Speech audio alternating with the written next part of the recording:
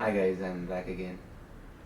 तपाईँको दिमाग खान लाइक होइन, तपाईँको दिमागमा केही राम्रो राम्रो कुराहरू राख्दिनँ होला। अब त्यसलाई इम्प्लिमेन्टेसन अनि त्यस पछाडि के गर्ने चाहिँ अनि हो।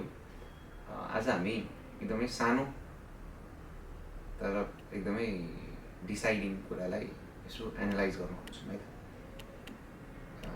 त्यो चाहिँ धेरैजनाहरूले डिफ्रेन्ट ठाउँमा डिफ्रेन्ट तरिकाले प्रेजेन्ट गर्नुभएको छ। त्यो कुरालाई एकदमै धेरै मजाले प्रेजेन्ट भएको चाहिँ यो कुरा कहाँनिर भन्दाखेरि अटोमिक ह्याबिट्स भन्ने बुकमा। त्यो कुरालाई अलिक राम्रोसँग हेर्दै गइयो भने चाहिँ धेरैजना स्पिरिचुअल गुरुजहरूले अनि जसले चाहिँ धेरै कुरा अनुभव गर्नुभयो जिन्दगीमा, अलि उचाइ छुनुभयो, उहाँहरूले पनि यो कुरालाई कहीँ एज अ रेफरेन्स भन्नुभएको जस्तो देखिन्छ। The thing is the power of doing. The power of doing भन्ने एउटा सर्ट टर्म छ।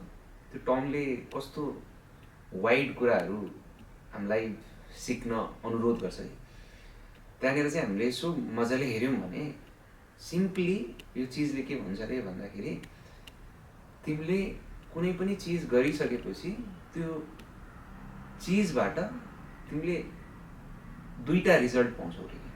तिमीले यसो हेऱ्यौ भने मटेरियल्ली तिमीले अन्डरस्ट्यान्ड गर्नको लागि चाहिँ एउटा मात्र रिजल्ट देख्छौ अरे, तर त्यसलाई अलिकति वाइडर पर्सपेक्टिभबाट अलिकति बुझेर एनालाइज गरेर हेऱ्यो भने चाहिँ त्यसबाट अर्को एउटा मटेरियली नदेखिन अर्को एउटा रिजल्ट पनि आउँछ अरे कि। मैले सानो इक्जाम्पल दिन्छु अनि त्यस पछाडि विल मुभ अहेड। यसलाई चाहिँ अलिकति टाइम लिएरै बुझौँ है। के भन्न खोज्यो भने तिमीले कुनै पनि चिज गर्यौ भने त्यो चिजको इमिडिएट रिजल्ट तिमीले देखिहाल्छौ नि।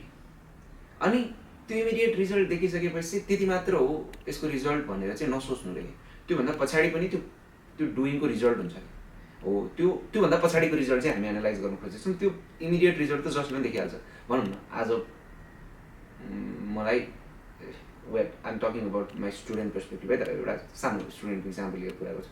आज मेरो एउटा स्टुडेन्टले म 2 घन्टा ढिला सुत्छु भने रेगुलर डेज भन्दा, त्यो रेगुलर डेज भन्दा 2 आवर्स लेटर सुत्छु भन्यो भने त्यहाँ एकजना मान्छेले त्यो डुइङबाट 10 बजी सुत्नुको सट्टा 12 बजी सुत्यो भनिसकेपछि त्यो डुइङबाट एकजना मान्छेले के देख्न सक्छ भन्दाखेरि यस 2 घन्टा बच्यो। 2 घन्टा उसले काहीँ सुत्नुको सट्टा अरू केही ठाउँमा लगाउन पायो। त्यसको रिजल्ट भनेको I have 2 more hours to do anything. त्यो कुरा चाहिँ जसले पनि देख्न सक्छ। तर त्यो पर्टिकुलर 2 आवर्स बस्यो भने चाहिँ त्यसको रिजल्ट हामीले देख्ने 2 घन्टा बच्यो, तर अर्को पनि एउटा रिजल्ट आउँछ अरे। अब ऊभित्र अर्को एउटा एनर्जी अलिकति बढी हुन थाल्यो अरे। मैले आफूले आफूलाई अराएको चिज गर्न सक्छु भन्ने त्यो सेल्फ वर्थ अर त्यसलाई चाहिँ गुरुहरूले भन्ने बेलामा they call it will power. The ability of doing the stuff that you say you will do भन्ने वाला चिज चाहिँ अलिकति बढेर क्या पहिलाको भन्दा। त्यो चाहिँ देखिँदैन अहिले। अनि त्यसको रिजल्ट पनि एकैछिनमा देखिँदैन। त्यसको रिजल्ट चाहिँ क्युमुलेटिभ इफेक्ट भएर सानो पोर्सनमा तिमीले यो गर्दै गइसकेपछि चाहिँ अनि बढ्दै जाने हो अरे कि भनेको। एकैछिन please try to take it very simply है, एकदम आनन्दले बुझ्नुहोस्। जे गर्छु भनेको छ त्यसको रिजल्ट चाहिँ के हो अरे भन्दाखेरि तिमीले इमिडिएटली देख्न सकिने एउटा रिजल्ट छ अरे। अनि तिमी भित्र भइरहेको एउटा रिजल्ट छ अरे जुन चाहिँ अलिकति थोरै आफ्नो इन्टेलिजेन्स वाइजनेस अथवा थोरै आफ्नो विवेक प्रयोग गरेर मजाले आरामले हेऱ्यो भने मात्र देख्न सक्छौ अरे। हो त्यो रिजल्ट चाहिँ के हो अरे भने तिमी भित्र केही चेन्ज हुन्छ अरे क्या। तिमी भित्र केही चेन्ज हुन्छ अरे। हो त्यो चेन्ज पनि त्यो डुइङको रिजल्ट हो। अनि जसले त्यो सेकेन्ड चेन्ज पनि त्यो डुइङको रिजल्ट हो भनेर देख्छ उसले चाहिँ आफूले आफूलाई जे भन्दै गयो त्यो चिज धेरै गर्न खोज्छ अरे, गर्दै जान्छ। किनभने भित्र त्यो चिज भनौँ न अहिले एकछिन म 5 सेकेन्ड केही पनि बोल्दिनँ भने मैले आफूलाई अनि म 5 सेकेन्ड बोलिनँ भने हेर्दाखेरि त 5 सेकेन्ड नबोलेर के नै भयो। 5 सेकेन्ड जब बच्यो तपाईँको 5 सेकेन्ड एनर्जी बच्यो। त्यो चाहिँ हामीले देख्यौँ त्यसको रिजल्ट। तर अर्को एउटा रिजल्ट पनि छ अरे। त्यो रिजल्ट चाहिँ के हो अरे भन्दाखेरि मैले आफूले आफूलाई एउटा चिज कमान्ड गरेँ, त्यो चिज कम्प्लिट गरेँ भन्ने एउटा सेन्स दिएँ कि। हो त्यो सेन्स चाहिँ जब तिम्रो त्यो त्यो सेन्स बढ्दै बढ्दै बढ्दै बढ्दै बढ्दै जान्छ, तब तिम्रो माइन्ड चाहिँ फ्रेगमेन्टेड हुन्छ।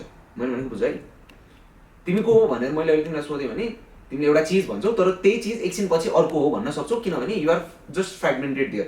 त्यो फ्रेगमेन्टेसनमा चाहिँ के चिज बढी छ भन्ने कुरा हुन्छ कि तिमीले के चिज गर्छु भन्यो अनि गरेनौ भने चाहिँ मैले आफूले आफूलाई जे चिज भन्छु त्यो म गर्दिनँ भनेर तिमीले आफूले आफूलाई चिनेको फ्रेगमेन्टको वेटेज चाहिँ बढी हुने भयो।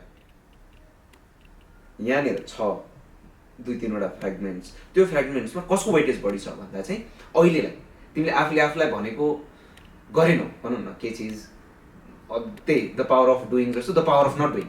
अब नट डुइङले चाहिँ तिम्रो त्यो नगर्नेवाला पोर्सनको आइडेन्टिफिकेसन, म आफूले आफूलाई के चिज अराएर नगर्नेवाला मान्छे हुँ भनेर आफूले आफूलाई आइडेन्टिफाई गर्नेवाला पोर्सन चाहिँ बढ्दै जान्छ कि नगर्दै गइसकेपछि चाहिँ। अनि तिमी आफूले आफूलाई त्यो चिजबाट बढी आइडेन्टिफाई गर्न थाल्छौ। अर्को चिज पनि छ गर्नेवाला चिज, तर त्यो चाहिँ एकदमै लिटल छ।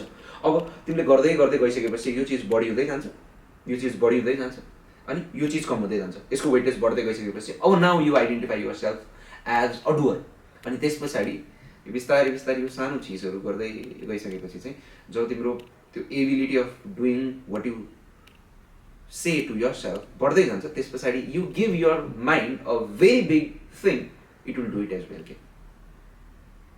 सो हामीले चाहिँ सानो सानो कुराहरूलाई चाहिँ एकदमै अभोइड गरेर हुन्छौँ, यो गरेर के नै हुन्छ र भनेर सोचिरहन्छौँ। तर त्यही कुराले चाहिँ हेर तिम्रो पर्टिकुलरली आज 2 घन्टा खेर गएको त अनि म चाँडो सुतेर भन्न पाइयो, 2 घन्टा मात्र खेर गएको छैन कि अर्को the ability or the identification of yours not doing the stuff. जुन कुरा गर्छु भनेको थिएँ गरेन नि त, हो त्यो चिजले गर्दाखेरि तिम्रो म त आफूले भनेको चिज नगर्नेवाला मान्छे हुँ भन्नेवाला आइडेन्टिफिकेसन पनि बढ्छ कि मैले भनेको कुरा नगरे नि हुने रहेछ, हो हो मेरो बोलीको त्यस्तो उ रहेछ भनेर गयो नि त होइन, दिमागलाई सिग्नल त हो, सिग्नल त त्यो भयो नि त। हो त्यो सिग्नल जानेवाला रिजल्ट चाहिँ देखिँदैन कि त्यो सेकेन्ड रिजल्ट पनि एनालाइज गरियो भने चाहिँ यु क्यान गो फ्रम त्यो एकदमै के भन्ने कस्तो केही पनि गर्न नसक्नेवाला मान्छेबाट एकदमै अलिक वाइड आफै छक्क पर्छ, मैले यो पनि सकाएँ भन्नेवाला तरिकाले। सो एकदम बेसिक स्टफ, एकदम बेसिक स्टफ, त्यसलाई एकदमै राम्रोसँग बुझ्यो भने चाहिँ दिस माइट हेल्प क्या।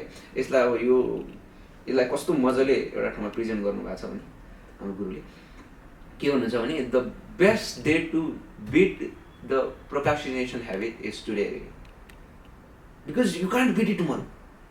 वाइ? बिकज आज तिमी सबभन्दा स्ट्रङ हुँदा तिमी र प्रोक्रास्टिनेसनको ह्याबिट टक्कर परिरहेछ, अनि आज तिमी हार्यौ भनिसकेपछि भोलि जित्दैनौ रे। किनभने आज तिमी हारिसकेपछि त तिमी हारेको मात्र होइन रे, यो चिज झन् स्ट्रङ भयो अरे क्या। भोलि गर्छु भन्नेवाला ह्याबिट चाहिँ आज भोलि उ गर्न झन् गाह्रो भयो भने यस, किन भोलि उ गर्न किन झन् गाह्रो भयो, किनभने आजको रिजल्टले तिमी आजको भन्दा अलिकति विक भइसक्यो अनि यो आजको भन्दा अलिकति स्ट्रङ भइसक्यो, त्यही भएर कहिले पनि जित्न सक्दैनौ अरे कि। बेस्ट डे टुडे अरे, त्यसो भए त आज म जित्न सकिनँ भने अब गयो भनेर चाहिँ नसोच्नु अरे। किनभने कस्तो हुन्छ अरे भने कहिलेकाहीँ चाहिँ तिमी भित्र एकदमै पोजिटिभ एनर्जी आइरहेको बेलामा चाहिँ तिमी अर्कै फिल गरेर हुन्छौ नि एउटा टाइममा, त्यो टाइममा चाहिँ तिमीले फेरि जे चिज जित्न सक्छौ अरे। हो त्यस्तो बेला चाहिँ you need to analyse yourself, आज मैले केही न केही गर्न सक्ने एबिलिटीमा छु है भन्नेवाला सिचुएसनमा चाहिँ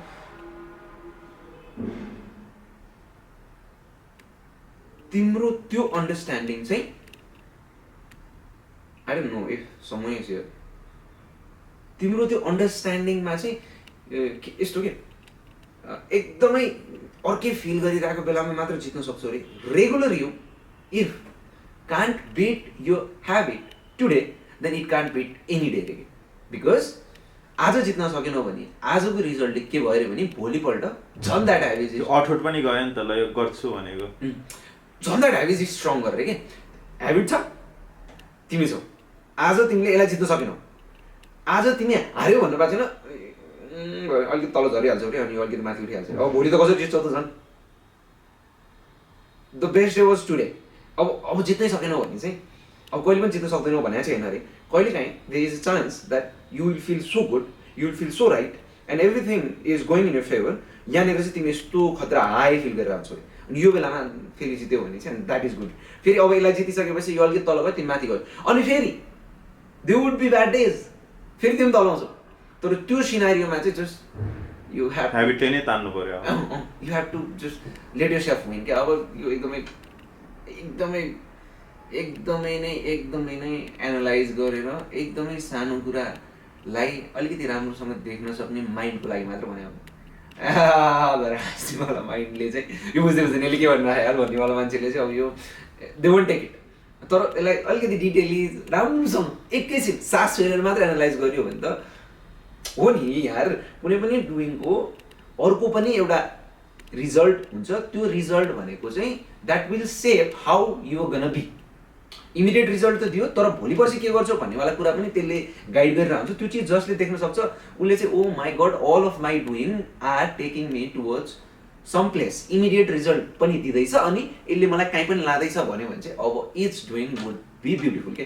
म त जहाँ जान पर्ने छ त्यसकै लागि गर्नु पऱ्यो नि चिजहरू भन्दै उसले त्यही अनुसारको चिजहरू गर्दै जान्छ। सो लङ थिङ सर्ट एकदमै छोटोमा भन्नुपर्दाखेरि यति मात्रै सुन्दा भयो, तिम्रा प्रत्येक क्रियाकलाप every doing of yours have two results. One you can see immediately and is material and is visible to your eyes. Another is to your mind. It does something to your mind. Whether it is gonna strengthen your mind, त्यो अलिकति तिमीलाई झन् powerful feel गराइदिन्छ, Superior feel गराइदिन्छ, or it is gonna make you less confident about yourself or inferior about yourself. त्यो particular डुइङको result चाहिँ materially visible हुन्न, एकदम सानो हुन्छ। त्यो बिस्तारै तिमीभित्र बस्छ अनि त्यसको रिजल्ट चाहिँ फेरि इमिडिएटली भनेको एकैचोटि लास्टमा देखिन्छ कि म यसरी मान्छेहरूसँग बोल्नै नसक्ने कसरी भएँ, म आफूले भनेको नमान्ने, अलिकति विक फिल गर्ने, अलिकति स्ट्रेस्ड आउट कसरी भएँ भन्नेवाला कुरा चाहिँ एकचोटि लास्टमा रिजल्ट छ क्या त्यसको चाहिँ। त्यो मैले जहिले दिने इक्जाम्पल जस्तै हो कि ब्रेकअप भयो, आजले गर्दा ब्रेकअप भयो होइन, हुँदै थियो त्यो आज थाहा पाएको। एउटा दुईजना यहाँ कहिले झगडा गर्थे अब त्यहाँ अलिअलि मिल्दै गयो। This is very good example है, यो एकदमै वाइल्ड खतरा इक्जाम्पल हो कि आजको दिन जे गरेको छ त्यसले मात्र गर्दा त्यो रिजल्ट आएको छैन कि।